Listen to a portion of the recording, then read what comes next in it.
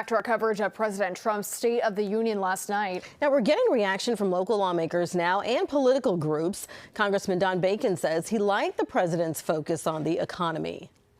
A lot of good. A few things I would like to fine tune myself, but the emphasis on the economy and the lower prices for gas, lower prices for energy, inflation lower than wages, that is a theme he needs to be doing all the time. A statement, Senator Deb Fischer says, in part, she was pleased to hear the president renew his commitment to securing the border, strengthening the economy, and cutting waste, fraud, and abuse. The Nebraska Democratic Party also released a statement. They described the speech the most, quote, unhinged and divisive State of the Union address. The party added, quote, instead of uniting the country, President Trump further drove a wedge between the working class and the billionaires.